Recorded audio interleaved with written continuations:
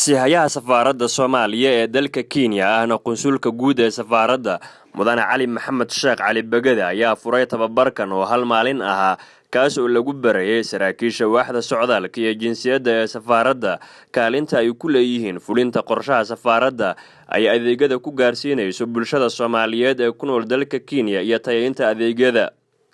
Dr. Ibrahim Farax Bursariid oo ah la taliyaha safaaradda kana mid ahaa tababarayaasha ayaa faahfaahiyay tababarkan iyo waxa uu ku saabsanaa.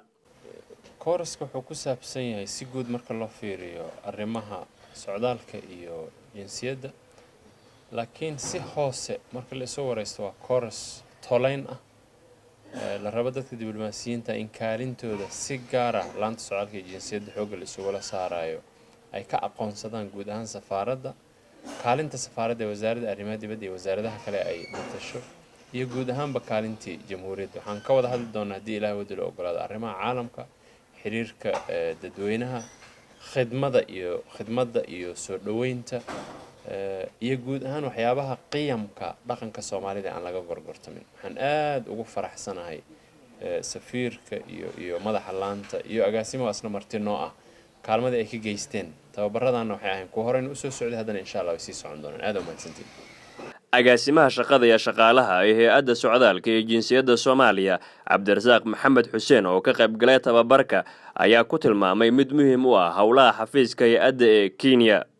Sharaf weyn inoo tahay, farxad inoo tahay inay halkan ku qaataan waxyaabaha asaasiga ah loo qaban lahaa bulshada kaasoo aan ugu talagalnay in kor loogu qaado heerkooda aqoonta ama xirfadda ee leeyihiin saraakiishu si ay ugu adeegaan bulshada Soomaaliyeed.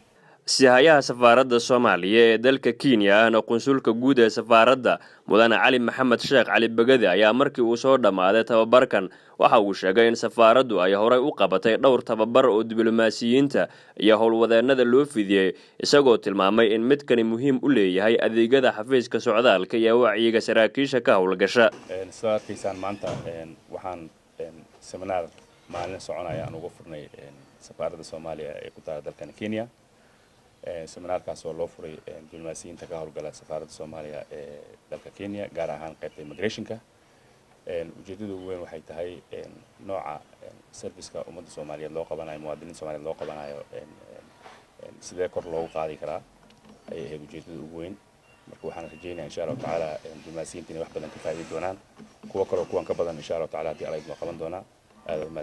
Safaaradda Soomaaliya ee dalka Kenya ayaa dhawaan dib u habeen ku sameysay xafiisyada ay ku howlgalaan saraakiisha hay'adda socdaalka iyo jinsiyadda iyadoo sidoo kale hay'addu ay saraakiil dheeraad ah u soo dirtay magaalada Nairobi si loo xoojiyo adeegyada ay qunsuliyaddu u fidiso dadka Soomaaliyeed ee ku dhaqan waddankan Kenya.